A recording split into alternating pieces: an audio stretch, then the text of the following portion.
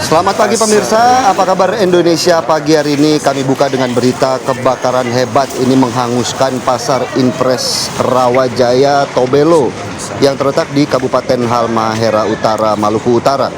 Sumber air dan tiupan angin kencang ini membuat petugas pemadam kebakaran kewalahan untuk menjinakkan api.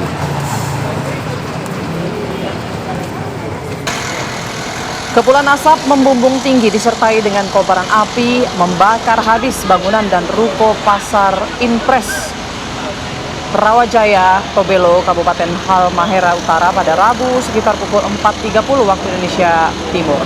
Sumber air dan tiupan angin menghambat petugas menjinakkan api yang begitu cepat menghanguskan bangunan tersebut.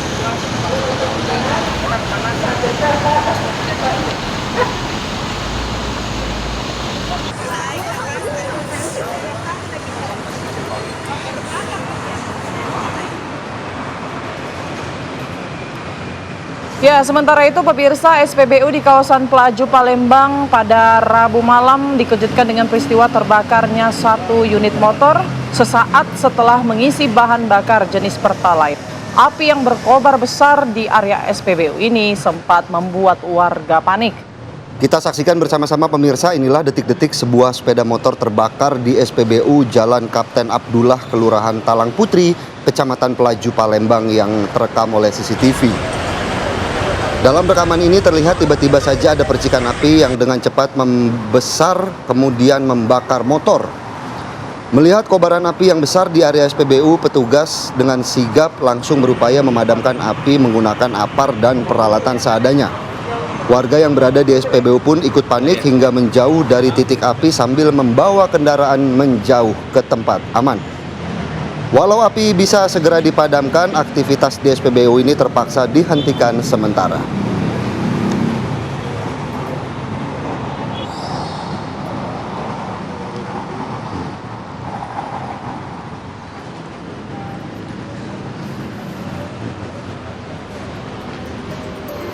Assalamualaikum warahmatullahi wabarakatuh, selamat pagi.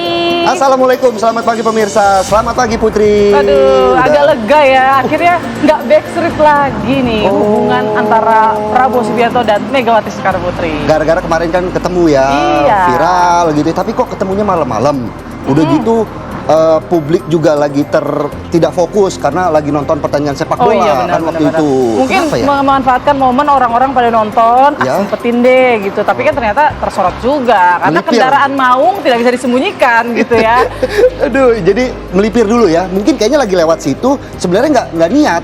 Tapi udah deh karena lagi pada nonton bola melipir dulu dikit gitu. kan. Atau nonton bolanya bareng. Nah, tapi pertemuan ini kan ternyata mendapat respon dari Pak Jokowi. Oh, iya, Kalau benar. kata Pak Jokowi ini mungkin ada lagunya, tapi tak begini, kan gitu ya. Enggak dong, Pak Jokowi merespon ini hubungan yang sangat baik. Kalau berkumpul, Iya. nah kita tinggal tunggu aja apakah Oke. Pak Jokowi akan berkumpul juga Tapi gitu kan ya. nggak tahu itu ridho ikhlas apa nggak tuh ngomongnya. Nah, itu nanti kita baca kira-kira ya Gitu. gesture atau mimik Ya. mukanya Pak Jokowi saat mengatakan sangat baik pertemuan tersebut. Betul. Tapi sebelum kita bahas lebih Ya. jauh, kita punya informasi pembuka lainnya untuk Anda pemirsa dari seorang balita yang berusia 2 tahun ya, terjatuh ke dalam sumur saat bermain dengan sepupunya di depan rumah korban di Desa Labang, Kecamatan Labeng, Bangkalan, Jawa Timur. Dan naas pemirsa, balita tersebut meninggal dunia saat dalam perjalanan menuju puskesmas. Seperti yang kita saksikan bersama-sama pemirsa dan juga dengarkan bagaimana isak tangis ibu korban dan keluarga serta warga sekitar yang melihat proses evakuasi balita dari dalam sumur sedalam 5 meter.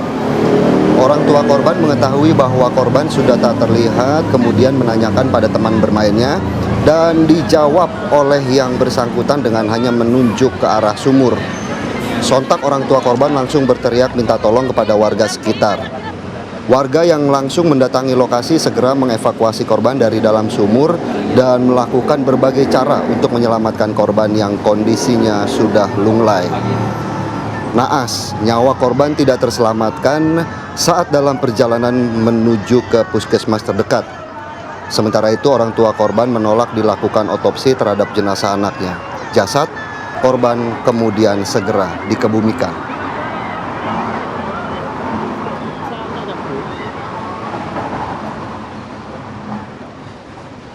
Kita ke wilayah lainnya pemirsa, ini warga Dusun Gamblung, Kecamatan Pamulihan, Kabupaten Sumedang, Jawa Barat digegerkan dengan penemuan mayat dari seorang wanita di dalam gorong-gorong saluran air jembatan. Ini terletak di penyeberangan tol Cisumdawu dan ditemukan pada hari Rabu kemarin. Petugas gabungan dari BPBD, TNI, Polri, PMI bersama dengan warga setempat melakukan proses evakuasi terhadap korban yang ada di dalam saluran drainase tol Cisumdawu tersebut. Saat evakuasi, petugas terkendala dengan kondisi korban yang berada di dalam drainase yang terbuat dari besi. Petugas terpaksa membongkar drainase dengan menggunakan alat las. Saksi penemu pertama mengungkapkan korban adalah orang yang dilaporkan hilang pada Sabtu 5 April 2025 lalu. Bahkan lokasi itu telah disisir warga yang berupaya mencari orang hilang tersebut. Dugaan tewasnya korban masih dalam penyelidikan tim Inafis dan juga tim medis. Sementara itu, tim medis dari Puskesmas Pamulihan mengungkapkan korban memiliki riwayat medis gangguan mental.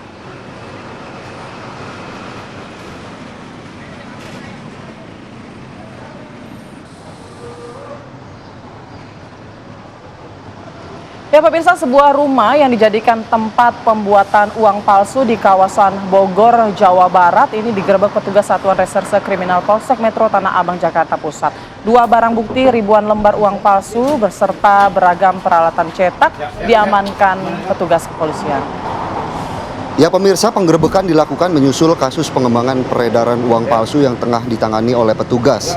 Di dalam rumah tersebut didapati beragam barang bukti berupa tumpukan uang palsu pecahan Rp100.000 yang sudah siap edar dan juga ratusan lembar uang palsu yang masih belum dipotong. Pengungkapan produksi sekaligus peredaran uang palsu berhasil dilakukan oleh petugas setelah mendapat informasi dari petugas keamanan kereta api stasiun Tanah Abang terkait temuan tas berisi uang senilai ratusan juta rupiah yang tertinggal di dalam gerbong kereta. Dari hasil pemeriksaan, ternyata uang senilai 300 juta tersebut ini palsu, di mana petugas berhasil mengamankan 1 terduga pelaku.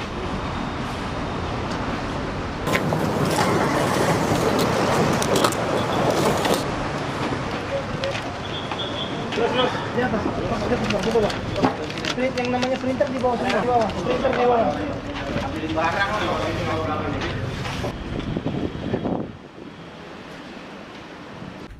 Ya pemirsa, tadi kita sudah melihat ya bagaimana berita-berita menarik dari berbagai daerah. Sekarang kami akan ajak Anda untuk menuju ke Jakarta ya Putri dan juga pemirsa, untuk melihat bagaimana arus lalu lintas pada pagi hari ini. Sudah ada rekan kami Bribtu Eklesia yang akan mengabarkannya untuk Anda.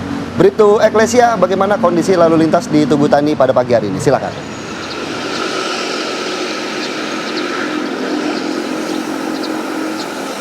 Baik, terima kasih Philip dan Putri. Selamat pagi pemirsa, bersama kami dari TMC Korlantas Polri. Kami informasikan situasi arus lalu lintas langsung dari kawasan Tugu Tani, Jakarta Pusat. Dapat kita lihat bersama situasi arus lalu lintas di jam berangkat perkantoran dan juga dimulainya aktivitas masyarakat pada pagi hari ini tampak cukup ramai dari berbagai arahnya, yakni dari arah Tamrin yang akan menuju ke arah Senen dalam keadaan ramai, kondusif, lancar. Perlambatan kecepatan terjadi jalan traffic light di kawasan ini. Kami menghimbau kepada seluruh pengendara untuk tetap berhenti di belakang garis stop pada saat mengantri jelang traffic light. Dan selanjutnya juga dari arah Gambir yang akan menuju ke arah Senen juga dalam keadaan kondusif, lancar. Memang terlihat ada peningkatan volume arus kendaraan di jam berangkat perkantoran pada pagi hari ini. Namun kami terus menghimbau kepada seluruh pengendara untuk tetap mematuhi rambu lalu lintas dan marka jalan yang berlaku, serta tidak lupa untuk selalu menjaga batas maksimal kecepatan kendaraan Anda dan menjaga jarak aman kendaraan Anda dengan kendaraan lainnya. Dan kembali kami ingatkan bahwa adanya penerapan sistem ganjil genap di beberapa ruas jalan maksud kami di wilayah Jakarta, dan tentunya kendaraan yang dapat melintas hari ini ialah kendaraan berplat genap dan kendaraan berplat ganjil dapat mencari jalan alternatif lainnya sesuai dengan tujuan Anda. Dan berdasarkan data IRSMS Korlantas Polri, angka kecelakaan lalu lintas di seluruh Indonesia per 1 kali 24 jam terjadi 115 kasus laka lantas yang mengakibatkan 9 orang meninggal dunia, 25 orang luka berat dan 135 orang luka ringan. Dari kasus laka lantas tersebut 71% terjadi pada waktu siang hari. Untuk itu kami terus menghimbau kepada seluruh pengendara, pastikan selalu menjaga konsentrasi Anda pada saat sedang berkendara dan tidak melakukan aktivitas lain yang dapat memecah konsentrasi Anda. Dan bagi Anda pemirsa yang ingin mendapatkan informasi situasi arus lalu lintas selengkapnya, dapat menghubungi call center kami di 15669 ataupun melalui SMS Center di 9119. Selamat beraktivitas, hati-hati di jalan, dan salam presisi. Demikian Bribtu Eklesia melaporkan, kembali kepada Philip dan juga Putri. Silakan. Beli selasih di Pinangsia. Cakep. Terima kasih Bribtu Eklesia untuk laporan arus lalu lintasnya di Tegutan. Saya kira Aura Kasih hadir pada pagi hari ini. Aura Kasih masih tidur, jadi agak siangan dikit munculnya nanti. Terima kasih Bribtu Eklesia atas laporannya dari Tugutani, Jakarta. Oke pemirsa, kita ke informasi selanjutnya yang akan kami hadirkan usai jeda berikut. Ini ada informasi dari Presiden Prabowo Subianto dalam kunjungan kerjanya ke Abu Dhabi. Ini melakukan pertemuan dengan Presiden Uni Emirat Arab Sheikh Mohammed bin Zayed Al Nahyan. Sesaat lagi pemirsa kami akan hadirkan untuk Anda.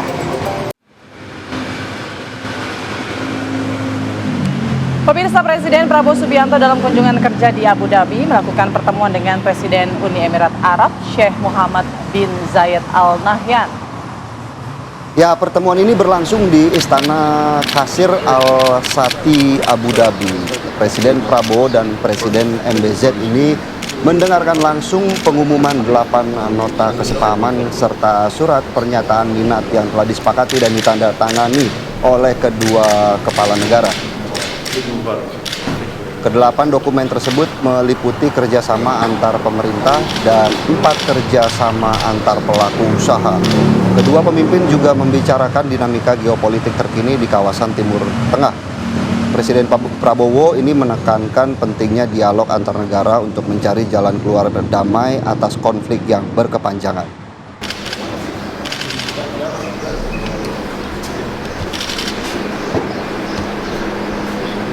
Ya, saya konsultasi tentunya dengan berbagai perkembangan geopolitik. Kita ingin mendapat masukan, pemikiran-pemikiran, pandangan-pandangan para pemimpin di kawasan ini. Tentunya kita semua berpikir bagaimana kita bisa membantu penyelesaian masalah konflik di kawasan ini, di Gaza dan sekitarnya. Kita ingin mencari upaya-upaya perdamaian, dan untuk itu ya, kita harus saling konsultasi untuk dapat masukan baik. Ya, saya kira itu. Kenapa? Beliau mengatakan beliau ingin ke Jakarta. Ya, saya bilang setiap saat kita terima dengan baik.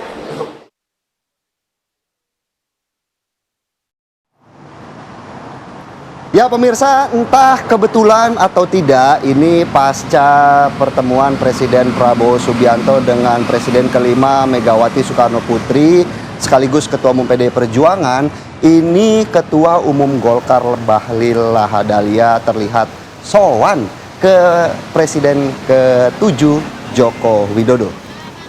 Ya, Ketua Umum Partai Golkar Bahlil Lahadalia ini tiba di kediaman Jokowi pada Selasa malam bersama dengan keluarganya.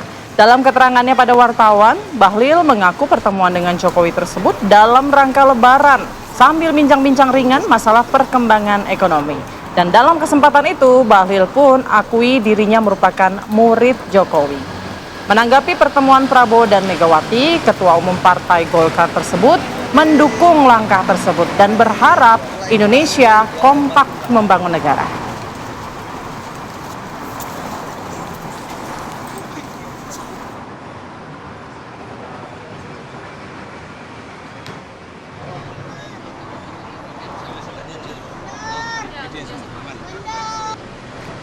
Nah, sementara pada Rabu siang, giliran Ketua Umum Partai Amanat Nasional Zulkifli Hasan beserta istrinya yang sowan ke kediaman Joko Widodo.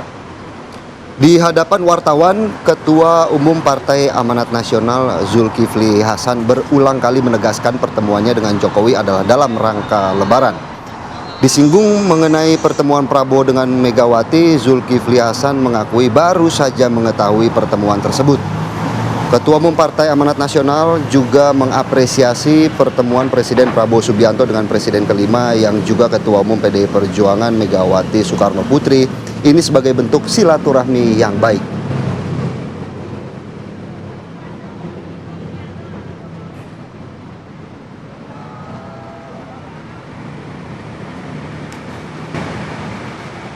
Kita ke berita lainnya pemirsa. Komisi Pemberantasan Korupsi atau KPK memeriksa pengusaha Joko Chandra sebagai saksi terkait kasus suap proses pergantian antar waktu anggota DPR 2019-2024 untuk tersangka ex-kader PDIP Harun Masiku yang hingga kini masih buron.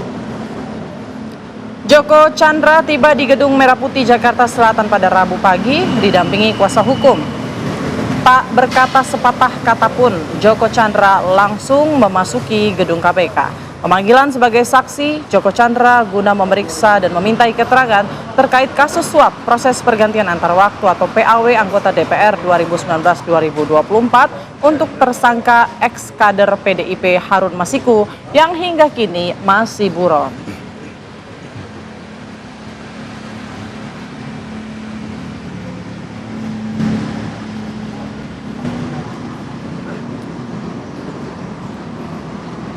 Ya, pemirsa, mantan penyidik senior KPK mendatangi kantor Pengadilan Negeri Kota Bogor pada Rabu pagi. Kedatangannya ini sebagai bentuk dukungan atas sidang gugatan terhadap penyidik KPK AKBP Rosa Purbo Bekti oleh mantan terpidana kasus gratifikasi mantan personil Bawaslu Republik Indonesia. Dalam video tampak Novel Baswedan mendatangi Pengadilan Negeri Kota Bogor menghadiri sidang perdana gugatan perdata sebesar 2,5 miliar rupiah terhadap penyidik Komisi Pemberantasan Korupsi AKBP Rosa Purbo Bekti oleh mantan terpidana kasus gratifikasi kepada mantan personil Bawaslu Republik Indonesia Agustiani Tio. Kedatangan mantan penyidik senior KPK ini sebagai bentuk dukungan moral kepada penyidik KPK yang digugat secara perdata. Novel menganggap ini sebagai upaya serangan balik kepada penyidik KPK dalam menjalankan tugas negara. Diketahui AKBP Rosa Purbo Bekti adalah penyidik kasus suap yang menyeret nama Harun Masiku. Dalam gugatannya, Agustiani Tio merasa dirugikan karena dalam proses pemeriksaan ketika itu diduga mendapat intimidasi. Intimidasi yang didapatkan ini dalam bentuk menggebrak meja dan juga dilakukan secara verbal.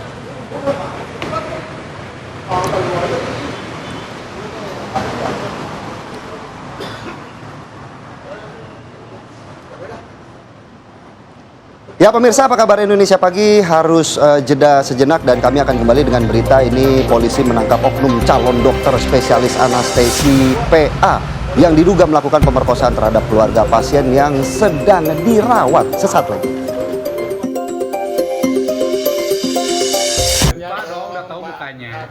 Kembali di Apa Kabar Indonesia Pagi, pemirsa. Polisi menangkap oknum calon dokter spesialis anestesi PA yang diduga melakukan pemerkosaan terhadap keluarga pasien yang dirawat di Rumah Sakit Hasan Sadikin Bandung, Jawa Barat. PA, dokter yang sedang mengambil pendidikan spesialis di Rumah Sakit Hasan Sadikin Bandung, ditangkap petugas Dirkrimum Polda Jawa Barat pada tanggal 23 Maret 2025. Priguna ditangkap atas laporan yang dibuat oleh korban FH pada tanggal 18 Maret 2025. PA disangkakan melakukan tindak kekerasan seksual saat bertugas jaga di ruang IGD RSHS Bandung. PA awalnya membujuk FH yang sedang menunggu sang ayah yang saat itu sedang dalam kondisi kritis. FH diminta untuk menyumbangkan darahnya bagi sang ayah dan pelaku kemudian membawa FH ke lantai 7 rumah sakit. Di ruangan tertentu, pelaku kemudian mencoba melakukan pengambilan darah. Tak hanya itu, kemudian sang dokter memasukkan cairan bius ke dalam saluran infus. Nah, disinilah korban mengalami dugaan pemerkosaan.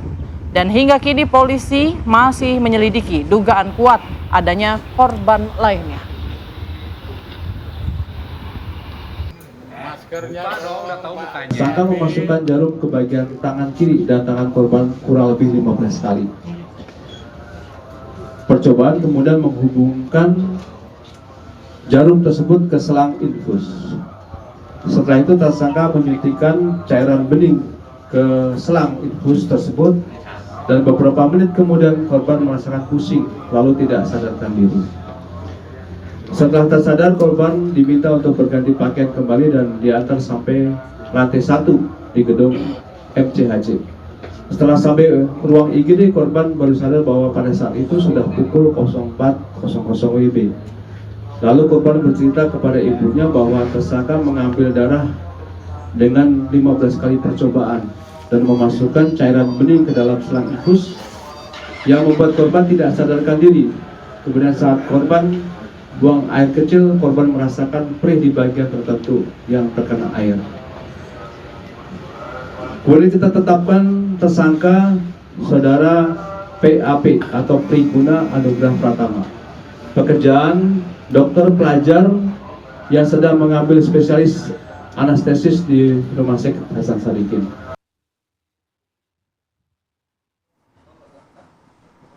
Ya, sementara itu pemirsa, Universitas Padjadjaran Unpad Bandung angkat suara terkait dugaan kekerasan seksual terhadap keluarga pasien di Rumah Sakit Hasan Sadikin Bandung. Terduga pelaku ini merupakan mahasiswa program pendidikan dokter spesialis atau PPDS anestesi Unpad. Dan imbas dari kasus itu, Unpad langsung menindak tegas terduga pelaku dengan mengeluarkan serta menonaktifkan seluruh kegiatan di kampus dan di Rumah Sakit Hasan Sadikin. Rektor Unpad Prof. Arif Samsulaksan Kartasasmita mengatakan keputusan pemutusan studi ini diambil sebagai bentuk ketegasan institusi dalam menanggapi dugaan pelanggaran hukum dan norma yang dilakukan oleh peserta PPDS tersebut.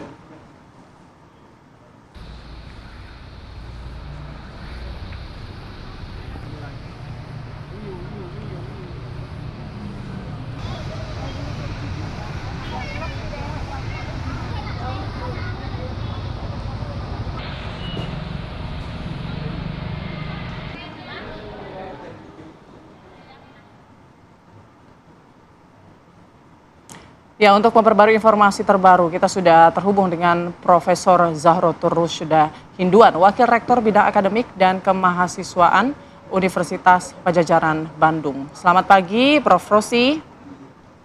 Selamat pagi, Mbak Putri dan Ko Philip. Ya, pagi Prof. Rosi. Kami semua penasaran bagaimana kemudian pihak Unpad sendiri menanggapi kasus salah satu mahasiswa PPDS-nya yang sedang tersangkut masalah seperti ini, Prof. Ya, pada dasarnya kami sangat prihatin dengan kejadian ini dan kami sangat prihatin dengan korban dan pada dasarnya kami sebagai institusi seperti yang sudah disampaikan oleh rektor kami langsung menindak tegas kepada mahasiswa kami gitu ya yang pada saat itu diduga melakukan tindakan asusila. Nah, seperti yang diketahui bahwa kami menerima kabarnya itu pada tanggal 18 pagi dan pada saat itu juga Komite Etik dan juga Departemen terkait sudah melakukan investigasi dan melakukan surat rekomendasi untuk nonaktif kepada yang bersangkutan gitu. Kemudian 1 hari kemudian Fakultas Kedokteran sudah mengeluarkan secara ofisial bahwa yang bersangkutan itu diberhentikan secara permanen ya. Nah, kemudian setelah itu baru kami melakukan proses DO.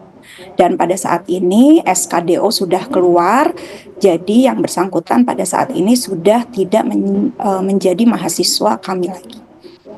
Mungkin itu yang bisa saya sampaikan.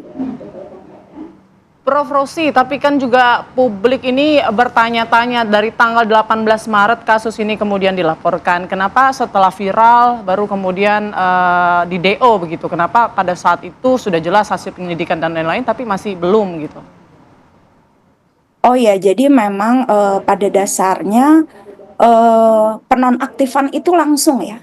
Jadi tidak ada 24 jam dari kejadian sudah tidak ada sudah dinonaktifkan oleh departemen gitu. Nah, memang pada saat itu kan pastinya butuh waktu ya. Jadi tapi itu langsung tegas. Tim langsung turun, kemudian kami juga langsung berkoordinasi dan juga langsung ditetapkan bahwa yang bersangkutan itu sudah tidak bisa lagi secara aktif menjadi mahasiswa kami gitu. Kemudian tanggal 19-nya langsung diberhentikan walaupun masih secara permanen. Kemudian pastinya Fakultas Kedokteran mengirimkan surat kepada kami dan kami langsung memproses. Tapi bagaimanapun juga ada potong lebaran dan lain sebagainya. Jadi pada dasarnya bukan karena viral tapi memang ada proses gitu ya. Pada saat itu memang kami juga berhati-hati karena ada praduga tak bersalah ya. Tapi dengan dinonaktifkan secara langsung itu merupakan tindakan tegas dari kami gitu. Baik, Prof. Mungkin Dari seperti itu, berita Pak. yang sejauh ini beredar juga pihak Unpad ini kan menghentikan seluruh kegiatan di kampus sekaligus kegiatan di Rumah Sakit Hasan Sadikin. Apa yang kemudian menjadi alasan dari pihak kampus untuk langsung menonaktifkan kegiatan di kampus? Apakah memang ada indikasi-indikasi lain di kampus yang kemudian ditemui oleh pihak Unpad? Ya, pada dasarnya kan pada saat ini yang bersangkutan pada saat itu ya, yang bersangkutan adalah mahasiswa residen ya, sehingga semua perilakunya, tindakan medisnya itu harus under supervisi. Nah, yang bersangkutan itu sudah melakukan tindakan yang di luar apa yang disupervisi oleh supervisornya gitu ya. Nah, di situ saja sudah pelanggaran berat dari profesi kedokteran gitu ya. Nah, jadi dari situ pun sudah dinonaktifkan itu sebagai konsekuensi dari pelanggaran berat yang sudah dilakukan yang bersangkutan. Baik, Prof. Rosi, tadi Anda sampaikan pihak kampus ini melakukan penyelidikan, gitu ya. Apa hasil penyelidikannya? Karena kalau dari temuan polisi kan ada 2 kresek nih yang ternyata terdapat cairan sperma begitu ya. Jadi kemungkinan nih ada pelaku lain begitu. Atau mungkin bisa jadi kemungkinan ada korban lain karena dia dengan leluasa dan dengan santainya melakukan aksi bejatnya itu di rumah sakit tempat dia bekerja. Ya baik, kalau misalnya mengenai detail di rumah sakitnya tampaknya itu ranahnya polisi ya, kepolisian ya. Kalau kami ranahnya adalah bagaimana yang bersangkutan yang merupakan mahasiswa kami itu diberikan sanksi sesuai dengan apa yang dia sudah lakukan gitu ya. Tapi secara detailnya mengenai bukti di sana dan lain sebagainya tampaknya kami tidak berwenang untuk menjawabnya gitu ya. Tapi hasil penyelidikan kan tadi Profesor bilang melakukan penyelidikan pihak rektor. Mungkin apa hasil penyelidikan yang dilakukan rektor ini? Apa pihak kampus maksud kami?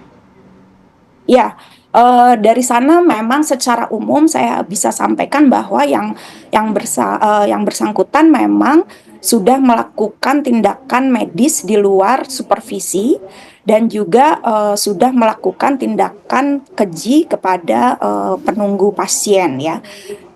Mungkin secara umumnya seperti itu dan itu kami juga mengundang yang bersangkutan untuk hadir sehingga memang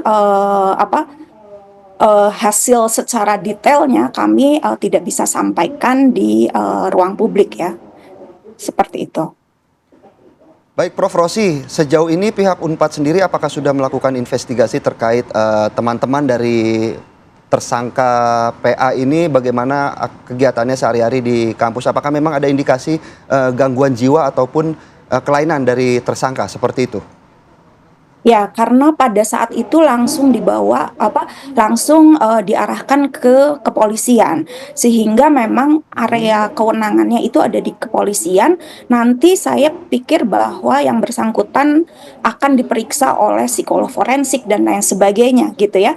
Jadi itu sudah ranah kepolisian karena itu sudah kriminal gitu. Nah, sekarang yang kami lakukan adalah mengevaluasi bagaimana secara internal, monitoring dan lain sebagainya, itu yang sedang kami lakukan gitu. Jadi lebih ke bagaimana proses pendidikan gitu ya, dan bagaimana seleksi proses pendidikan dan juga monitoring terhadap mahasiswa kami yang sedang melakukan pembelajaran di rumah sakit pendidikan mitra kami gitu.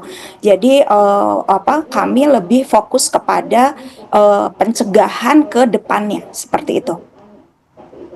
Baik, Prof. Rosi, dengan mencuatnya kasus ini, kemudian muncul juga banyak komentar-komentar netizen yang akhirnya berani nih speak up begitu ya. Apakah mungkin dia korban atau mungkin dia teman korban? Nah, kita masih belum tahu begitu. Dan kita pasti sebagian tuh dirahasiakan identitasnya di sosial media. Tapi bisa mungkin Prof. Rosi melihat itu. Nah, masalah yang terjadi di PPDS ini tidak hanya satu, tapi banyak sekali. Dan tuduhan-tuduhan seperti perselingkuhan sesama residen atau mungkin bahkan mohon maaf sampai ada yang hamil dan menggugurkan kandungan ataupun dunia malamnya begitu. Bagaimana Anda bisa menjelaskan ini? Apa yang dilakukan Unpad ke depan agar tidak terjadi lagi mungkin hal-hal yang serupa? Ya, pada dasarnya kami pada saat ini sedang tahap finalisasi merevisi peraturan rektor terkait etika mahasiswa. Terkait etika dosen sudah dikeluarkan gitu ya, dan pada saat ini juga kami berfokus untuk mensosialisasikan dari peraturan rektor yang akan segera disahkan gitu ya. Kenapa kami mereview? Karena memang pada saat ini seperti yang Mbak sampaikan, kejadiannya itu sudah sudah beraneka ragam mungkin gitu ya. Pada dasarnya kan mungkin pada saat awalnya itu dosen ingin memberlakukan sesuatu treatment agar mahasiswa itu menjadi disiplin ya. Karena misalnya saya mendapatkan informasi untuk menjadi seorang dokter misalnya objin gitu ya. Dalam 30 detik objin itu harus membuat keputusan yang sangat penting. Apakah yang bersangkutan harus membantu ibunya atau menyelamatkan bayinya, seperti itu ya. Nah, itu tuh memerlukan seorang dokter yang bisa decisive dan bisa membuat keputusan dalam waktu yang singkat, disiplin dan lain sebagainya. Nah, mungkin kami juga akan melihat apakah bentuk pendidikan yang saat ini ada itu masih efektif untuk generasi sekarang gitu ya. Apakah dengan pola-pola yang lama itu masih efektif atau tidak? Itu yang sedang kami lakukan dan evaluasi seperti itu. Ya. Baik, Prof. Rosi, mungkin terakhir kemudian apa sikap dari pihak Unpad sendiri kepada korban begitu ya, mengingat ini korban kan tanggung jawabnya ya, mengingat pelaku ini kan merupakan salah satu mahasiswa di Unpad walaupun sekarang sudah tidak begitu, Prof. Ya, baik. Jadi kami ada fakultas psikologi dan kami juga ada fakultas hukum, sehingga kami memang melalui perantara juga sudah berkomunikasi ya dengan korban gitu ya, dan keluarganya, dan kami memberikan pendampingan ya. Jadi kami menawarkan untuk memberikan pendampingan, baik pendampingan hukum maupun pendampingan secara psikologis. Walau pada saat ini kami sudah mendengar bahwa korban juga sudah dalam pendampingan psikologis oleh PPA yang ada di Provinsi Jawa Barat gitu. Tapi kami juga menawarkan apabila keluarga dan juga korban membutuhkan layanan hukum dan juga bantuan hukum dan juga layanan psikologis gitu. Oke, baik. Terima kasih Profesor Rosi selaku Wakil Rektor Bidang Akademik dan Kemahasiswaan Unpad. Kita harapkan semoga kasus ini tidak terulang kembali dan mungkin ada residen-residen yang terindikasi tidak disiplin begitu. Semoga ada tindakan tegas sebelum akhirnya peristiwa-peristiwa bejat seperti ini terjadi kembali begitu. Terima kasih, sukses selalu Prof. Rosi. Selamat pagi Prof. Rosi. Ya, terima kasih banyak. Ya, Assalamualaikum. Waalaikumsalam. Dan pemirsa, apa kabar Indonesia Pagi akan kembali di segmen selanjutnya. Kita akan lihat ini Putri dan pemirsa, puluhan orang geruduk lokasi pembuangan ataupun pengolahan sampah yang berada di tengah permukiman Kampung Cisalak yang berada di Sumur Batu, Kota Bekasi, Jawa Barat karena resah akibat bau yang tidak sedap. Sesaat lagi.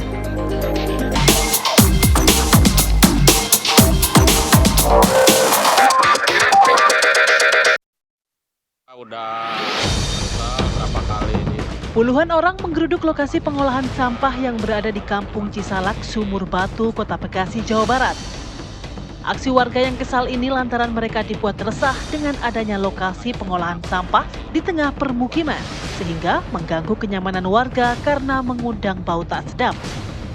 Nampak terlihat tumpukan kantong plastik besar hitam sudah mulai menggunung menghampar di sebuah lahan seluas hampir 1000 meter. Isi dari kantong sampah ini juga mulai berserakan, tidak ditata dengan baik, dan air limbah sampah mengalir ke jalanan.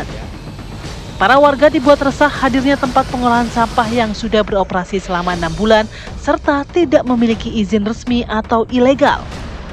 Warga juga telah mengadu ke pihak kantor kelurahan, namun tidak mendapat respon. Mereka menduga ada keterlibatan oknum aparatur yang membackingi keberadaan pengolahan sampah ilegal di wilayah tersebut. Saat ini kondisi lokasi sudah disegel warga dan pengolahan sampah ilegal ini pun dihentikan.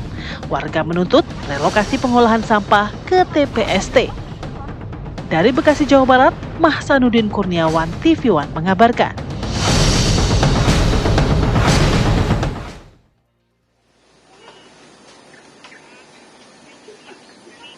Selamat pagi pemirsa, Anda menyaksikan Apa Kabar Indonesia Pagi on location bersama saya Felicia Belinda. Pemirsa, saat ini saya sudah berada di Kelurahan Sumur Batu, Kecamatan Bantar Gebang, Kota Bekasi, yang mana menjadi lokasi di mana tempat pembuangan sampah ilegal ini terjadi, dan warga setempat ini memang sudah sempat melakukan aksi protes terhadap tempat pembuangan sampah yang dilakukan secara ilegal di Kecamatan Bantar Gebang ini. Dan pemirsa, memang sejumlah video pun juga viral di media sosial mengenai pembuangan sampah dan juga aksi protes warga tersebut, khususnya dari RT 1, RT 2, dan juga RW 4. Dan pemirsa, memang diketahui juga bahwa untuk tempat pembuangan sampah ini diketahui dibuang dari sebuah atau apartemen yang berada di Jakarta yang dilakukan secara tidak resmi. Dan pemirsa, untuk mengetahui bagaimana bisa gitu ini sampah-sampah ini berada di tumpukan sampah ini berada di sini secara ilegal, kami akan berjumpa dengan warga yang berada di lokasi, yakni sudah ada Pak Taih bersama saya dan juga Pak Wardi. Ya, selamat pagi Pak Tai. Pagi juga. Ya, selamat pagi Pak Wardi. Selamat pagi. Ya, mungkin saya mau bertanya secara gantian ya Pak ya. Ini bagaimana bisa Pak ada tumpukan sampah yang katanya dilakukan secara ilegal di sini Pak? Ya, ini hampir udah mencapai 6 bulan Mbak. Terus warga juga berapa kali sudah menegur agar jangan buang di sini lagi. Terus, nah kata dia kan mau dipilah tuh yang lakunya dijual, yang sisa sortilnya itu kan mau dibuang. Ternyata selama ini saya lihat nggak dibuang-buang. Nah warga berapa sementara negur terus tidak diabaikan, iya ntar mau dibuang, ya ntar buang.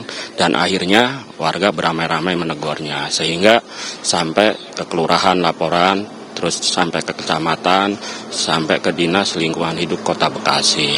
Saya juga alhamdulillah tuh dari tingkat kelurahan begitu tanggap Pulura sama Pak Camatnya juga, RT RW-nya, dan dalihnya ini beliau ini sudah izin dan dari RT dan RW. Tapi saya tanya ternyata tidak memiliki izin apapun. Saya di sini sebagai warga tidak keberatan orang buka usaha di wilayah sini Sumur Batu, walaupun memang betul Bantar Gebang itu kota sampah katanya ya. Tapi kalau misalnya seperti di tengah-tengah pemukiman ini warga terganggu Mbak. Terganggu dengan baunya, kadang-kadang air itu kalau hujan ke depan, mengalirnya ke depan ada ya. Mungkin kalau setelah air kan belatung juga banyak. Jadi warga yang terdekat sini komplain. Akhirnya terjadilah kemarin protes bersama warga RT 02 sampai ke Dinas Lingkungan Hidup. Sehingga kemarin sudah hampir 3 hari, terus kemarin dari Dinas Lingkungan Hidup menyegel tempat ini. Tak boleh ada operasi lagi katanya gitu. Tapi ya mudah-mudahan setelah disegel, warga sini berharap Mbak agar cepat dibuang. Nah, karena yang pemilik yang buangnya udah pergi kemana, dicariin susah sama warga gitu. Ya, betul dia. Seperti apa Pak? Ini melihat ada tumpukan sampah ilegal yang berada di lokasi. Ya, kalau menurut saya setelah aksi kemarin ini, yang saya harapkan dari lingkungan dan warga ya, minta diangkat secepatnya sampah tersebut. Gitu, jangan sampai kita cari setelah aksi kita kemarin itu ada aksi setelah pensegelan kita ada aksi lagi, jangan sampai seperti itu menurut saya. Saya mohon kepada pihak terkait, saya harap diangkat secepatnya.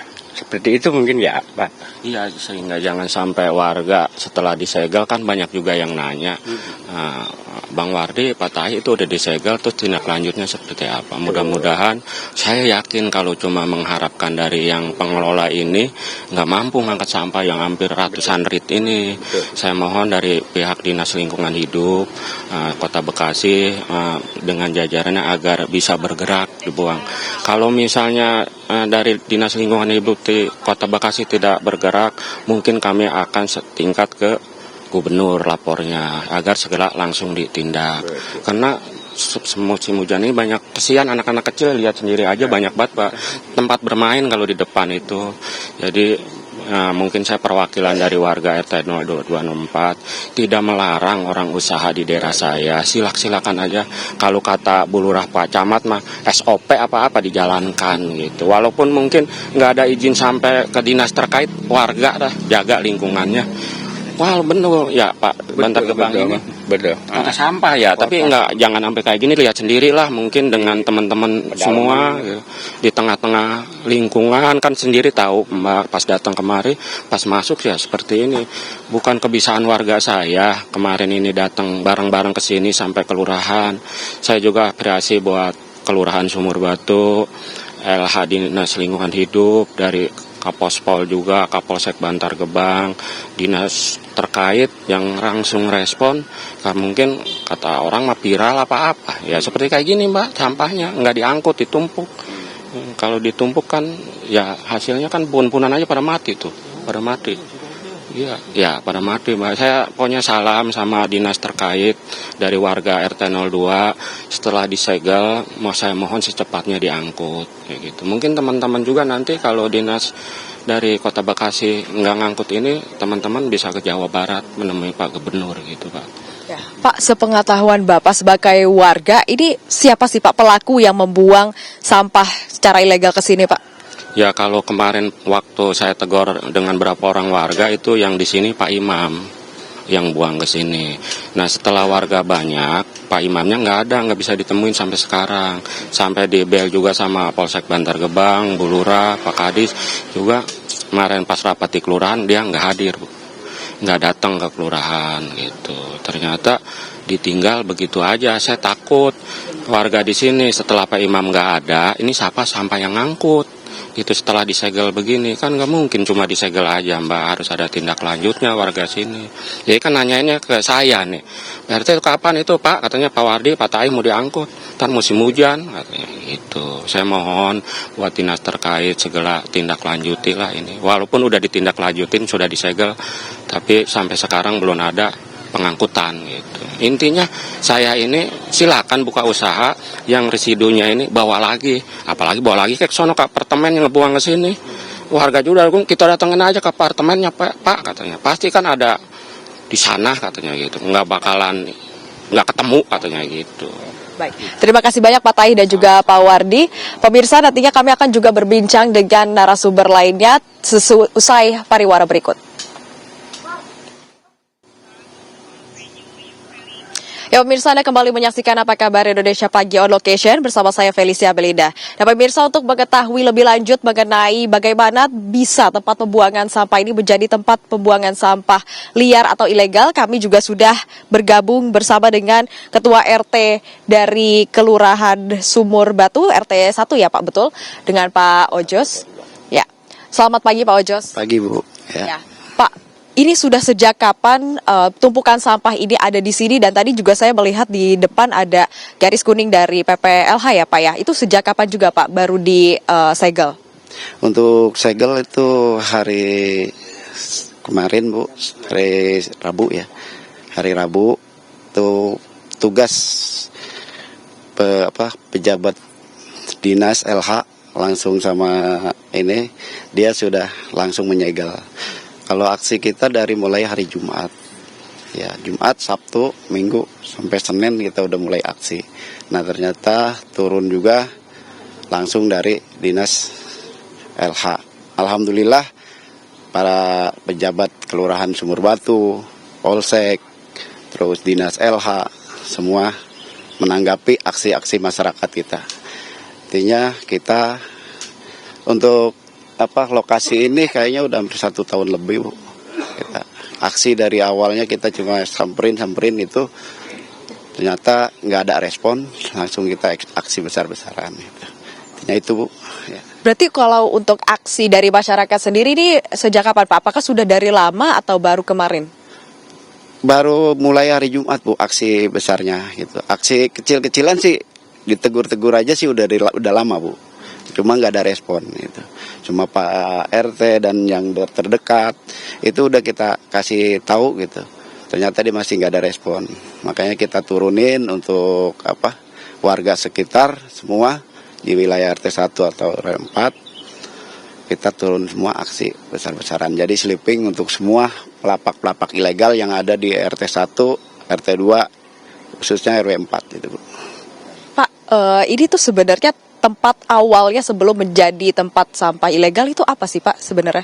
Awalnya sih pohon-pohonan begini aja Bu, kayak petani lah, semacam petani, pohon tangkil ini masih bisa dimanfaatin gitu. Terus ada ternak bebek gitu kan, itu nggak ada masalah gitu Bu. Ya setelah ditumpuk-tumpuk plastik begini, ya kita sama warga lihat gitu, oh ini ada plastik-plastik begini gitu. Pas kita tegur-tegur ternyata dia ilegal gitu. Nggak ada perizinan atau ke RT atau ke RW, itu nggak ada Bu. Pak, sepengetahuan Bapak, ini sebenarnya siapa sih Pak oknum yang membuang sampah ini secara ilegal? Kalau tahu saya sih kemarin itu yang ini itu Pak Muklis ya. Yang ngelola ini Pak Imam ya. Sebagai pengelolanya ya. Yang punya tanahnya ini Pak Haji Sodik Bu.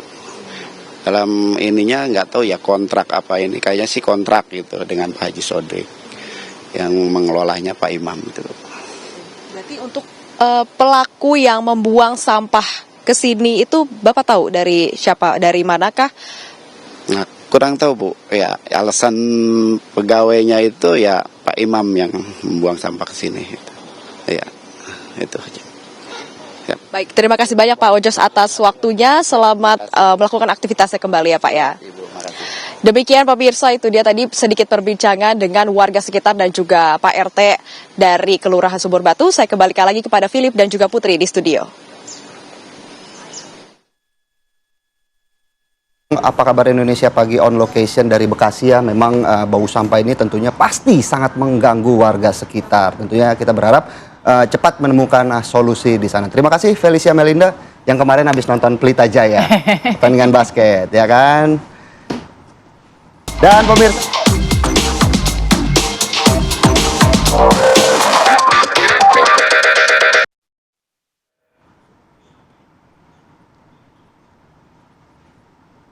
ya pemirsa, apa kabar Indonesia Pagi akan kembali di segmen selanjutnya. Kami punya pembahasan menarik. Ada apa nih Putri Windasari? Kita akan membahas soal gesture dari Pak Jokowi yang katanya baik, sangat baik pertemuan antara Prabowo dan juga Megawati Soekarno Putri. Sesaat lagi pemirsa kami akan kembali. Tetap bersama kami di Apa Kabar Indonesia Pagi.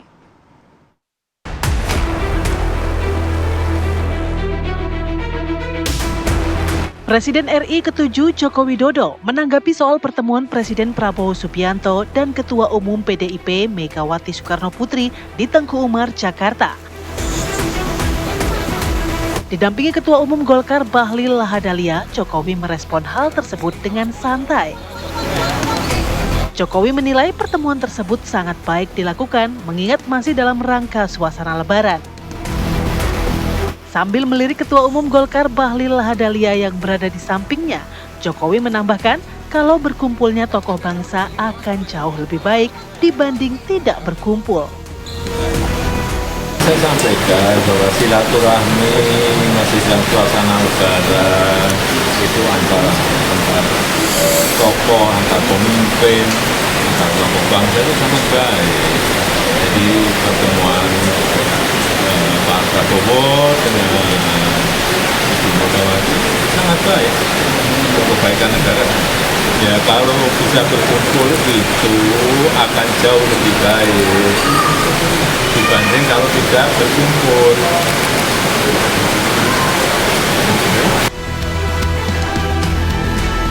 Pertemuan Presiden Prabowo Subianto dengan Megawati Soekarno Putri terjadi pada Senin malam dan berlangsung secara tertutup. Ketua Harian Partai Gerindra Sufmi Dasko Ahmad mengungkapkan pertemuan dilakukan dalam rangka silaturahmi Hari Raya Idul Fitri 1446 Hijriah. Pertemuan Prabowo dan Megawati tentunya sangat spesial karena sejak Prabowo dilantik menjadi Presiden RI 6 bulan lalu, PDI Perjuangan sebagai partai pemenang pemilu berada di luar pemerintahan Prabowo Gibran. Tim TV One mengabarkan.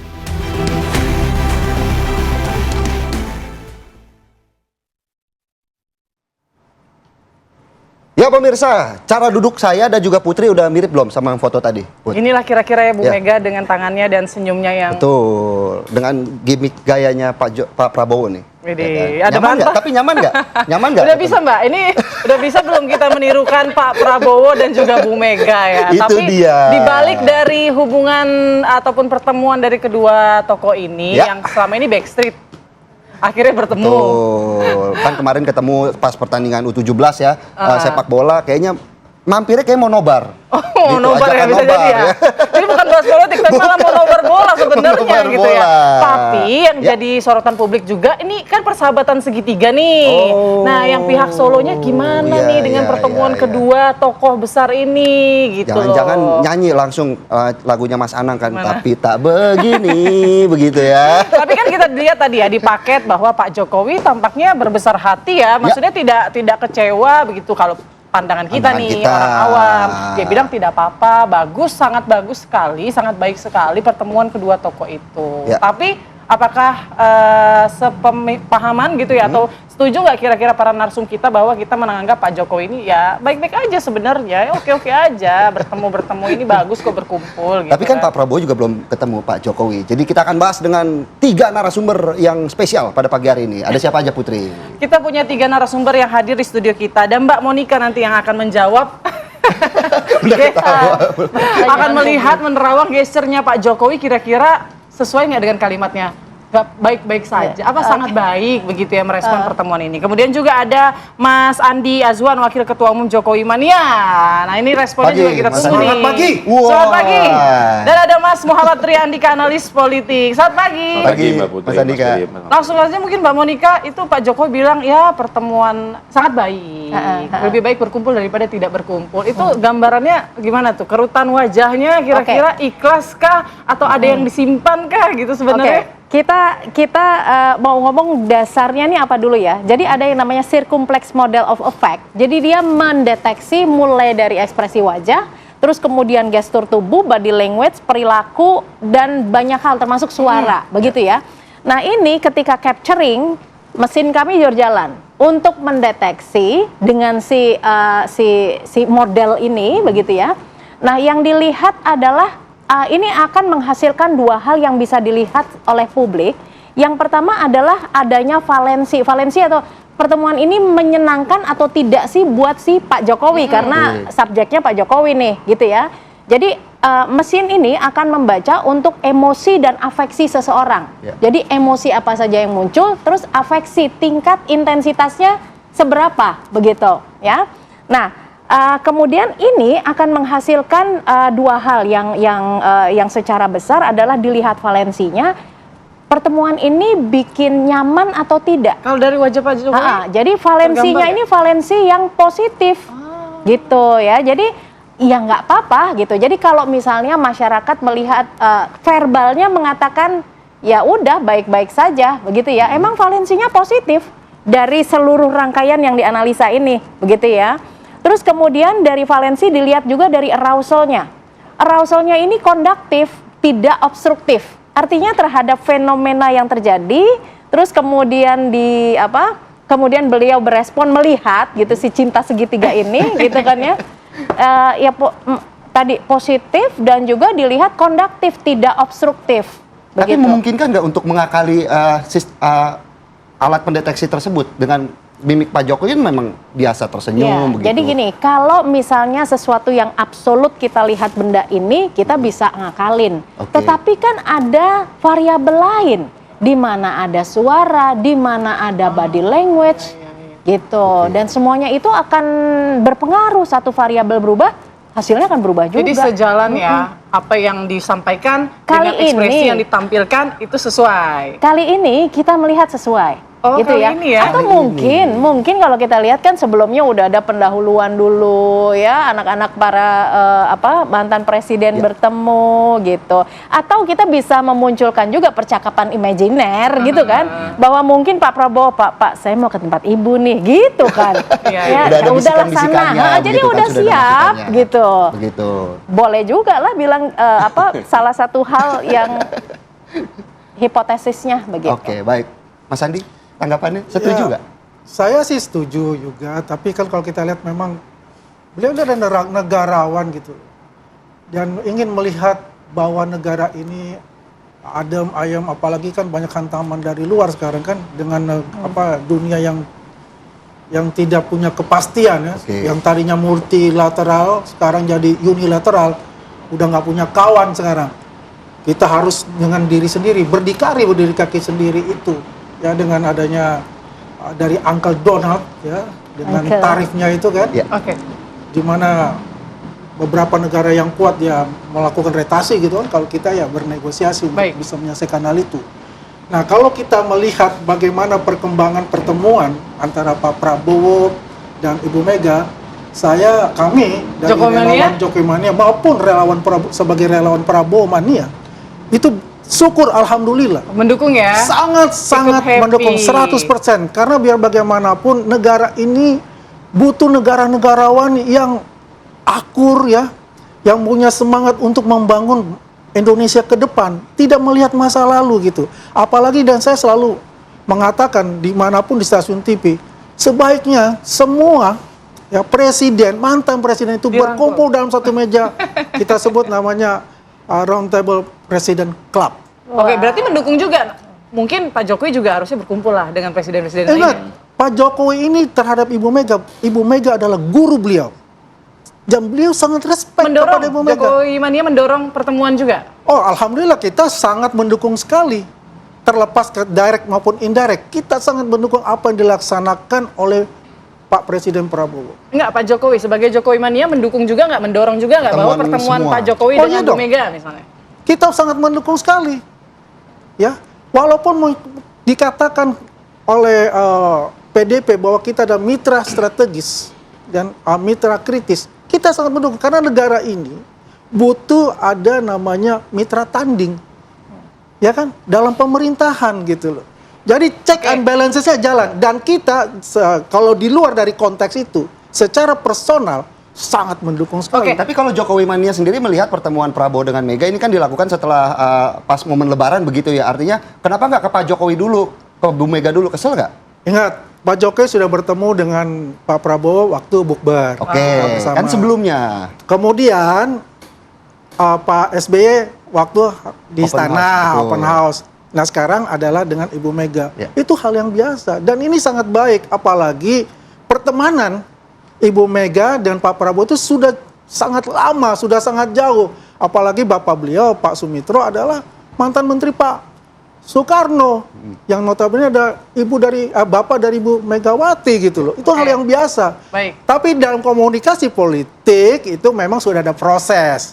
Yang saya tertarik adalah the man behind the gun gitu loh. The man behind the meeting itu siapa? Dan saya sangat salut dengan Pak Sufmi Dasko. Wah ini tokoh pemersatu baru lahir nih, tokoh pemersatu bangsa ini setelah mendiang Bapak Taufik Kemas. Baik. Saya ke Mas Tri. Mas Tri, ini kan publik punya tanda tanya besar dong gitu. Kok tertutup malam-malam gitu? Apakah untuk menjaga perasaannya Pak Jokowi? Atau mungkin Mas Tri menilai juga bahwa sebetulnya pertemuan Prabowo dan Mega ini justru bisa menyeimbangkan situasi antara Jokowi dan Megawati ke depan. Bagaimana Mas Tri? Sebelum ke situ saya melihat bahwa dinamika politik 5 tahun ke depan itu tidak akan terlepas dari 3 epicentrum ini ya. Epicentrum Pak Prabowo, Bu Megawati, dan Pak Jokowi. Jadi 3 tokoh inilah 3 titik api yang akan terus mewarnai dinamika politik kita hingga 5 tahun ke depan. Karena prolog 2024-2029 ini adalah konflik 3 tokoh ini, dan saya yakin epilog 2024-2029 juga akan terkait dengan manuver dari 3 tokoh ini Pak juga. Pak SBY nggak diajak? Ya, saya pikir untuk 5 tahun ke depan 3 titik api ini menjadi sumber ya dinamika yang akan kita lihat bareng-bareng. Itu yang pertama. Yang kedua, pertemuan Prabowo Megawati kemarin itu yang terjadi itu menurut saya hanyalah gong dari komunikasi politik yang sudah lama dibangun di antara kedua tokoh ini ya. Kita tahu bahwa Bu Mega, Pak Prabowo sudah zoom-zooman juga. Kemudian juga sudah banyak komunikasi politik tidak langsung antar tokoh-tokoh dekatnya ya. Perantara-perantaranya sudah juga menyampaikan pesan-pesan politik satu sama lain. Sehingga pertemuan kemarin itu hanyalah pertemuan simbolis, gong dari komunikasi politik yang sudah dibangun sejak lama. Jadi kalau tadi terkait dengan ekspresi Pak Jokowi yang nampaknya baik-baik saja ya Mbak Monica, saya melihatnya ada setujunya karena Pak Jokowi nggak terlihat kaget. Ya, zaman sekarang informasi bisa mudah didapatkan oleh tokoh-tokoh elit tersebut ya, dan saya yakin Pak Jokowi terinfo meskipun tidak langsung dari Pak Prabowo gitu ya. Apakah melalui pertemuan dengan Mas Didit di hari pertama Lebaran, atau dari tadi Pak Sufmi Dasko, atau dari orang-orang Jokowi yang sekarang berada di kabinet Pak Prabowo. Jadi informasi itu sudah diterima juga oleh Pak Jokowi, dan Pak Jokowi tidak kaget ketika pertemuan tersebut terjadi. Namun meskipun tidak kaget, tapi tetap saja saya melihatnya unhappy ya, karena Pak Jokowi ini kan, saya membacanya pertemuan Prabowo dan Megawati ini sebenarnya sudah lama ingin dilakukan, tetapi terhalangi ya oleh Pak Jokowi gitu, karena hubungan Megawati dan Jokowi ini bagaimanapun konfliktual ya, konfliktual. PDIP melihat Pak Jokowi adalah pengkhianat ya, kemudian Pak Jokowi melihat Bu Megawati dengan hubungan dengan beliau juga sedang tidak baik-baik saja. Jadi ini hubungan yang sangat konfliktual. Seperti itu. Nah, yang kemarin kita soroti juga ini ada parsel ya, yang dibawa juga oleh Pak Prabowo, itu parselnya sayur mayur. Agak unik sih memang parsel-parsel atau kiriman-kiriman hadiah dari Pak Prabowo. Tapi mungkin di momen jelang Kongres ini kok parsel sayur mayur yang disukai Bu Mega? Apakah memang ada sinyal-sinyal kursi-kursi mungkin Kementerian Pertanian atau reshuffle atau apapun? Saya melihatnya bahwa tapi Mas Tri tahan dulu. Udah gak sabar kayaknya. Nanti kita bahas Mas Tri, usai jeda berikut kami akan kembali sesaat lagi. Teknologinya. Anda kembali di Apa Kabar Indonesia Pagi. Langsung saja Mas Tri, pemberian parsel sayuran itu apa? Sinyalkah, simbolkah bahwa ya ini kira-kira posisinya yang nyerempet-nyerempet sama pertanian atau perkebunan nih Bu Mega yang saya siapkan misalnya? Saya lihat belum sampai ke arah bagi-bagi kursi kabinet ya, karena kalau saya membacanya melihat dari kebutuhan masing-masing pihak ini. Ya, jadi Pak Prabowo apa sih yang dibutuhkan sebagai presiden pada hari ini, yaitu membentuk kepemimpinan yang efektif. Kepemimpinan beliau sebagai presiden yang efektif, menjalankan pemerintahan secara efektif, agar masalah-masalah yang ada bisa tuntas, bisa tertangani, dan di sisi lain secara politik juga mendapatkan reward dari masyarakat. Nah, untuk membentuk kepemimpinan yang efektif tersebut, Pak Prabowo harus menjadi presiden yang mandiri.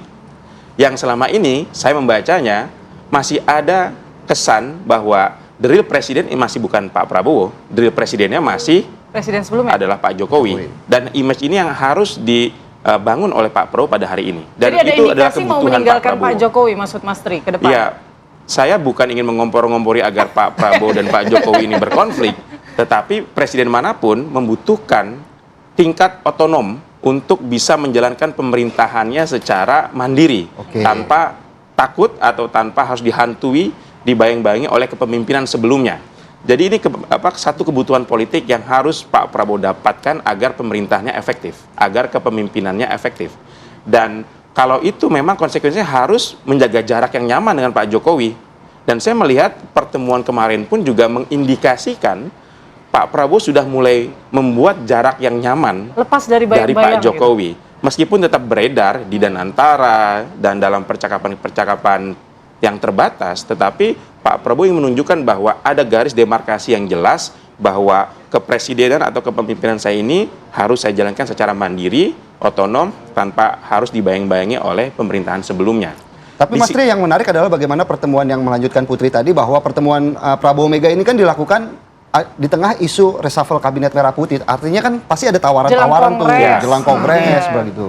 Ya, barangkali topik tersebut salah satu isu yang disinggung oleh Pak Prabowo ya, dan kita tahu juga bahwa tawaran menjadi bagian dari pemerintahan melalui kursi kabinet itu sudah menjadi perbincangan lama, tetapi kan hingga hari ini PDIP belum memberikan konfirmasi tentang hal itu. Dan saya melihat kebutuhan dari PDIP sendiri ataupun Bu Megawati adalah menjadikan PDIP sebagai oposisi yang efektif juga gitu. Jadi apa itu oposisi yang efektif? Oposisi yang benar-benar bisa dilihat oleh masyarakat, bukan oposisi yang nyinyir ya, bukan oposisi yang hanya sekedar mengkritik, memberikan solusi, tapi harus menjadi solusi, memberikan gagasan-gagasan yang sehat, yang konstruktif bagi pemerintah, dan itu membutuhkan kedekatan dengan pemerintah, kedekatan dengan presiden, sehingga apa yang disampaikan oleh PDIP dalam statusnya sebagai oposisi itu tidak dibaca salah oleh si presiden tersebut. Tidak dianggap sebagai serangan begitu kan? Tidak dianggap sebagai serangan. Dengan demikian yang akan mendapatkan insentif elektoral selanjutnya adalah PDIP. Kalau memang PDIP mampu menjadi oposisi yang efektif juga. Mas Andi, seperti yang disampaikan dan juga publik sampaikan, ada indikasi tampaknya Pak Prabowo ini akan meninggalkan Pak Jokowi. Bagaimana Jokowi mania? Merasa terancam nggak tuh ya kan? Kalau pengamat politik kan sah-sah saja dia mengungkapkan itu. Netizen juga sah dong. Karena kan di luar semua dari konteks itu. Kan kita tidak tahu bagaimana. Publik sudah tahu lah hubungan keratan antara Pak Prabowo dan Pak Jokowi juga. Pak Prabowo dengan Pak SBY juga. Pak Prabowo dengan Ibu Mega juga. Ini adalah tokoh sentral bangsa. Dan kalau saya tidak setuju bahwa itu di bawah bayang-bayang Jokowi, Prabowo itu udah punya legacy sendiri gitu loh. Dia punya mampu untuk itu. Dan belum ada saya lihat presiden itu yang sehebat beliau ya. Dalam arti secara personal. Pak Jokowi, Pak Prabowo nih. Saya bilang dalam presiden kita ya, secara personal beliau, bagaimana beliau menghormati orang yang lebih tua ya. Bagaimana beliau menghormati mantan-mantan presiden, karena beliau itu orang yang sangat mau belajar ya. Apa yang kekurangan dia akan dia pelajari dari presiden-presiden sebelumnya. Kenapa beliau salah satunya berkunjung ke Ibu Mega? Beliau kan pengen melihat juga, belajar bagaimana mengatasi resesi ya yang pernah terjadi pada zaman Pak Ibu Mega. Kan beliau akan belajar seperti itu. 1,5 jam berbicara itu kan bukan hanya berbicara memang silaturahmi antara kakak dan adik, quote unquote ya. Kan selalu memanggilkan Mbak Yu ya dan Mas gitu kan. Dan itu wajar gitu loh. Karena sudah 3 tahun dalam suasana Idul Fitri itu belum pernah bertemu loh. Suasana Idul Fitri saya kira. Terakhir itu 2022. Ya, 3 Mei 2022. Baru sekarang bertemu lagi dalam posisi adalah presiden. Kalau dulu kan bukan presiden. Dan ini kan yang menarik dilihat oleh masyarakat. Kenapa presiden datang ke rumah wakil presiden? Mestinya presiden loh yang datang, wakil presiden, mantan presiden ataupun tokoh-tokoh pejabat yang lain itu datang ke istana kan begitu. Itulah saya bilang kehebatan beliau. Beliau itu menanggalkan semua karena beliau adalah ingin berkunjung kepada orang yang lebih tua dan beliau mau belajar tentang keadaan situasi ekonomi sekarang yang tidak menentu ini yang telah dilalui oleh Ibu Mega dan sukses untuk itu. Itu sebetulnya. Ini saya jadi bingung, suara Jokomania apa Prabowo mania ini sebenarnya? Iya. Kami ini kan saya sudah katakan, kami ini adalah Prabowo mania dan Jokowi mania. Ya, di mana konteksnya kita bicara? Kita mendukung pemerintah. Jadi kita ingin melihat bahwasannya negara ini guyup, rukun, kita bersama-sama berdikari dan kita bisa melawan itu ya yang sekarang terjadi di luar ya. Ya, banyak sekali itu juga ya hoax dari luar itu yang ingin menghancurkan negara kita. Berarti ini namanya sekarang Jowo mania. Jokowi Prabowo mania. Oke. Saya kembali ke Mbak Monika. Mbak Monika, kan sudah melihat tadi ya ada potongan full dari pernyataan Pak Jokowi begitu ya. Ada di menit keberapa sekian saya nggak tahu, tapi Mbak Monika pasti punya catatannya di saat pertanyaan kapan berkumpul gitu ya kalau saya tidak salah dengan Bu Mega. Kemudian kan dia ada menunjukkan ekspresi walaupun jawabannya tetap positif ya, kayak ya lebih baik berkumpul daripada tidak berkumpul. Nah, Mbak Monika melihatnya bagaimana itu? Oke, jadi saya bicara dengan data yang kemudian dianalisa ya. Di di detik ke-41 ya, ini ada emosi yang disebut dengan disgust. Ya, disgust itu tidak nyaman karena menganggap ketidaksetaraan begitu. Jadi seseorang mungkin lebih inferior seperti itu ya. Nah, jadi ini muncul ya ketika menanggapi wartawan yang bertanya mengenai ucapan Jokowi sebelumnya bahwa Pak presiden-presiden sebelumnya belum tentu bisa berkumpul, gitu ya.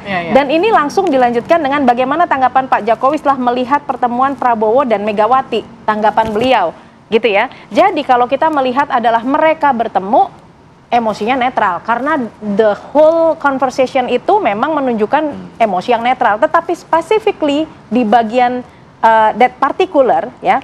Terus beliau mengatakan ya kalau bisa berkumpul itu akan lebih baik dibandingkan kalau tidak berkumpul. Jadi kita menarik suatu asumsi akankah Pak Jokowi akan bertemu dengan Bu Mega gitu ya. Di dalam konteks ini nih pada saat ini kok ada muncul disgust. Berarti artinya masih ada suatu jarak gitu antara Pak Jokowi dengan Ibu Mega gitu. Itu data yang berbicara di sini kalau saya tapi mengartikan. arah disgustnya itu lebih kayak ragu ya nggak mungkin lah atau mungkin kayak kaget gitu atau kayak ya saya masih belum tahu gitu. Ya mungkin ada unresolved emotion juga yang belum kelar gitu kan. Kita kan scene-nya by time to time yang nantinya akan berubah dengan kita melihat bahwa Pak Prabowo sowan ke Ibu Megawati, the whole emotions yang dirasakan, emosinya yang banyak muncul adalah netral. Artinya kan oke, sudah dipersiapkan dan saya juga tahu kok dari beragam sumber lah ya begitu.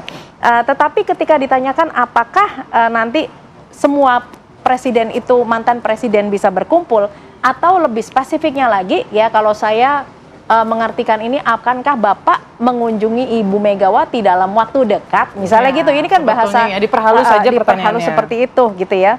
Ya berkumpul, verbalnya mengatakan berkumpul itu lebih baik dibandingkan dengan tidak berkumpul.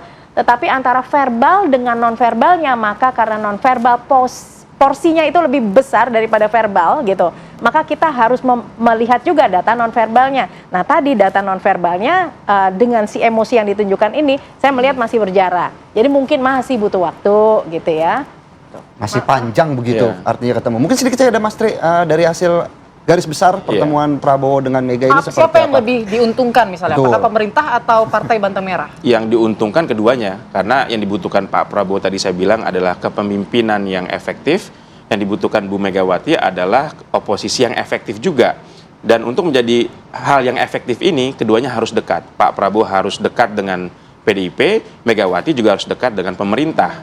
Nah, yang tidak diuntungkan dan harusnya unhappy adalah Pak Jokowi, gitu ya. Dan memang kan Pak Jokowi ini ya Mbak Monika ya, kalau kita lihat dari pendekatan retorika beliau, seringkali beliau ngomongnya ke kanan tapi beloknya ke kiri, gitu kan. Jadi kayak ibu-ibu naik motor ya. Tidak kaget, kanan, iya, kiri, gitu. tapi saya membacanya unhappy ya Mbak ya gitu. Nah memang dan ini tidak terlepas juga dari agenda Pak Prabowo untuk membuat jarak yang nyaman dengan Pak Jokowi ya, karena bagaimanapun beliau membutuhkan ya kepemimpinan yang benar-benar otonom, mandiri dan efektif untuk menjalankan pemerintahannya ke depan. Mbak, tadi ya percakapannya dari Mas Tri, saya bisa meng-highlight bahwa kalau mengatakan unhappy, ya ini muncul di detik ke-41 dengan disgust. Artinya kan masih berjarak gitu. Ini hanya berbeda terminologi aja sih gitu ya. Mas Andi, bagaimana? Kalau saya sih ini ya menarik ini dibilang unhappy. Kalau saya lihat ya dari itu, kalau saya melihat dari beliau itu tidak ada kata unhappy. Beliau ini negarawan, ya. Biar bagaimanapun adalah Indonesia yang ke depan yang dilihat oleh beliau, rukun dan guyup untuk itu. Tidak ada dia katakan bahwa saya tidak unhappy. Lihat dari gestur, Bu Monika udah bilang kan ikhlas, tulus. Betul. Itu udah menggambarkan itu. Kalau terima biasa lah. Andai kata itu biasa. Kalau nggak gitu kan nggak seru dia bilang kan. Publik memang sangat senang ya melihat pemimpin-pemimpin kita rukun, guyup, membangun bersama bangsa ini agar jadi bangsa yang Ya, saya bicara tadi bukan dalam konteks memanas-manasi hubungan Pak Jokowi Pak Prabowo, tapi secara matematika politiknya memang setiap presiden tidak ingin berada di bawah kontrol manapun dan ingin otonom dan mandiri. Oke, baik. Terima kasih banyak. Terima kasih. Penjelasannya. Maaf sekali waktu kita sangat singkat. Terima Tapi kasih, pastinya masih Mas Tri, banyak ya. mungkin yang mau disampaikan Mas Tri. Kita ulik lagi nanti Mbak Andi, Monica Wida, di ya. lain kesempatan. Semoga kita bisa bertemu lagi. Terima kasih Mbak Monica. Terima kasih. Terima kasih, Monica. Mas Tri, Mas Philip. Sandi, Sehat Mas Tri. selalu. Sehat selalu. Tentunya kita berharap apa yang disampaikan Pak Jokowi tidak seperti Putri ya. Kalau ditanya suami, marah nggak? Enggak, tapi bikin kopi sendiri kan gitu. Harusnya tadi Mbak Monica. Harusnya Mbak Monica juga baca nih ekspresi wajah Philip yang selama ini ketawa karir apa bukan gitu. Oke lah, kita harus jeda terlebih dahulu pemirsa. Usai jeda kita masih akan hadirkan beragam informasi menarik lainnya untuk Anda. Tetap bersama kami di Apa Kabar Indonesia Pagi.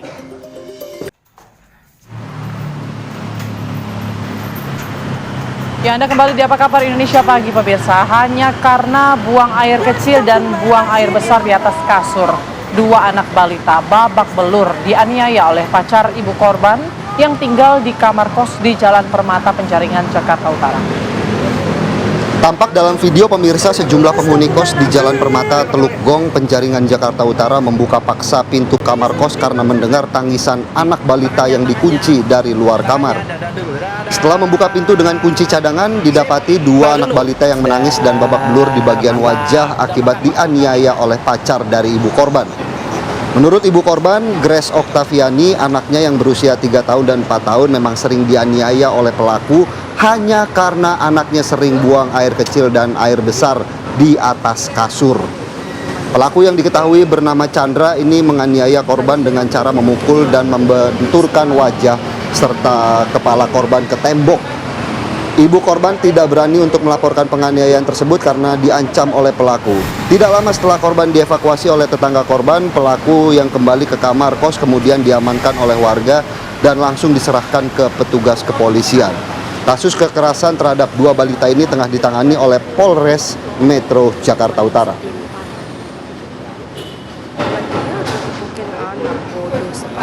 Disitulah pentingnya kalau pilih-pilih kekasih, ya pilihlah yang baik gitu ya, Put, ya.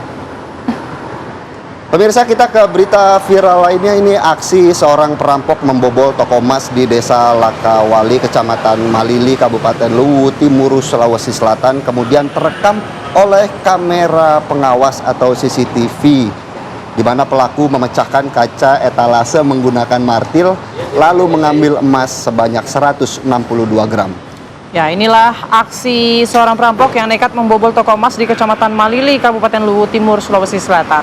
Pelaku yang datang seorang diri menggunakan motor, lalu masuk ke dalam toko dan memecahkan etalase emas menggunakan martil saat pemilik toko tengah berada di dalam rumah.